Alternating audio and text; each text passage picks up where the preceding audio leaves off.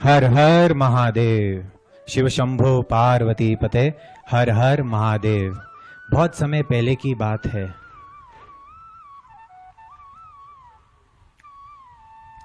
हर हर महादेव। बहुत समय पहले की बात है। एक गांव में एक बुढ़िया माई रहती थी। वे बहुत ही कंजूस थी। उसके कंजूसी के चर्चे हर जगह हर गांव में फैले हुए थे। पर उसका एक अच्छा कर्म ये था कि वह नित्य प्रतिदिन ओम नमः शिवाय, ओम नमः शिवाय इसका जप करती रहती थी। गांव वालों ने उसने बहुत बोला कि आप कुछ धर्म करो, कुछ भक्ति करो, पर वो सिर्फ एक ही चीज कहती कि मैं तो सिर्फ नाम ही लूंगी। और वो कहती रहती थी ओम नमः शिवाय, ओम नमः शिवाय। कोई भी व्यक्ति, क्या चाहे वो साधु संत या कोई महात्मा हो, वो सीधा उसके घर आते, भिक्षा मांगते, पर वो बस एक ही चीज बोलती कि यहाँ तो कुछ नहीं मिलेगा, मैं तो सिर्फ भोलेनाथ की भक्त हूँ, उन्हीं से मुझे आशीर्वाद मिलेगा। उस बुढ़िया माई के चर्चे, कंजूसी के चर्चे गांव गांव में फैले हुए थे। यहाँ तक कि शिवलोक में भी उसके ये कंजूसी के चर्चे फैले हुए थे। भगवान सदाशिव ने यह निश्चय किया कि उसकी वह परीक्षा लेंगे। क्या पता भगवान शिव को वो भिक्षा दे दे। तब महादेव एक भिक्षुक के रूप में उसके सामने गए और कहने लगे भिक्षाम देही, भिक्षाम देही। तब वह बुढ़िया माई कहती है कि फिर थोड़ी देर के बाद आना। तो फिर महादेव एक गांव का चक्कर लगाकर पुनः उसके निवास स्थान पर जाते हैं और कहते हैं भिक्षाम देही।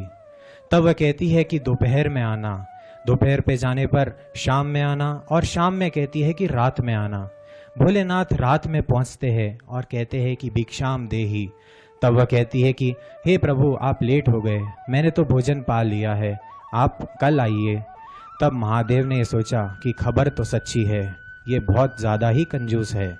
तब अगले दिन महादेव पुनः उस बुढ़िया माई के घर जाते हैं और कहते हैं भिक्षाम देही। तब वो बुढ़िया माई चिढ़कर बोलती है, अरे बाबा, आज तो मेरा पीछा छोड़ दो, यहाँ तो कुछ नहीं मिलेगा आपको। तब भगवान भोलेनाथ वहाँ से चुपचाप चले गए।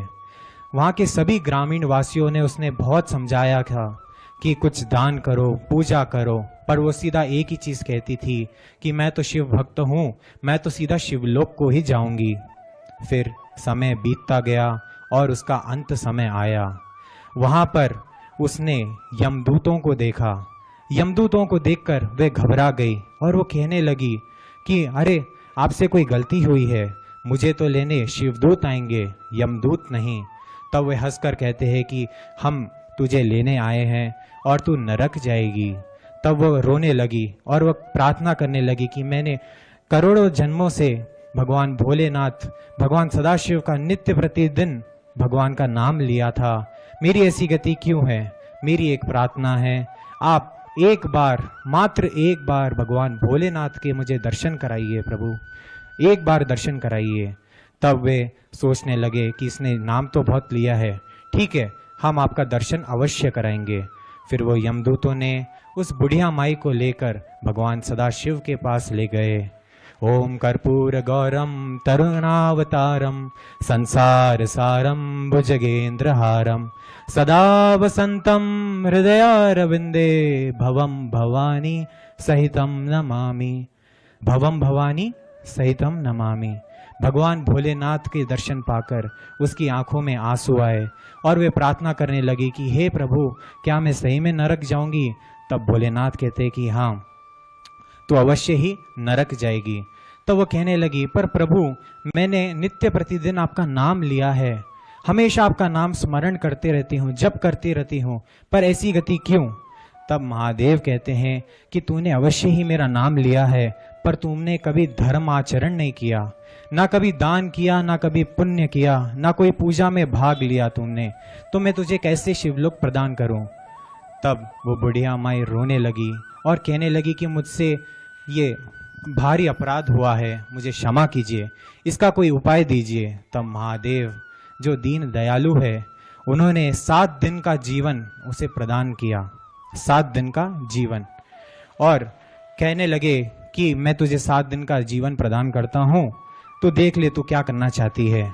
फिर उसके बाद बुढ़िया माई चुप नहीं बैठी, वे नित्य प्रतिदिन दान, पूजा, पाठ इत्यादि शुभ कर्म करती और साधु जनों को, महात्माओं को खूब सारा धन देकर दान करती और सुबह, दोपहर और शाम में भंडारे का आयोजन करती। यहाँ तक कि उसने चप्पलों तक का दान कर दिया था अपनी। और भगवान भोलेनाथ, और समय बीतता गया और 7वां दिन पहुंचा। वहाँ वो ओम नमः शिवाय, ओम नमः शिवाय कहते हुए उसने अपना देह को त्याग दिया। वह तुरंत शिवलोक में गई। भगवान महादेव से उसने भेंट की, प्रणाम किया और कहने लगी कि बाबा अब मैं नरक में जाऊंगी क्या? तब महादेव कहते हैं कि तूने जो 7 दिन किया है, जो ये पुण्य तूने एकत्र किया है, इससे मैं बहुत ही प्रसन्न हूँ। तो मैं तुझे नित्य निवास देता हूँ मेरे ये शिवलोक में। तो इस प्रसंग से हमें ये सीखने को मिलता है कि सिर्फ केवल नाम लेना ही नहीं, दया, तप और दान भी जरूरी है। तो इस पावन सावन मास में हम आप सब मिलकर भगवान भोलेनाथ को प्रसन्न करें, उनकी कृपा को प्राप्त करें। ओम नमः शिवाय इस पंचाक्षर मंत्र का जप करते हुए आइए हम रुद्राभिषेक प्रारंभ करें। हर हर महादेव।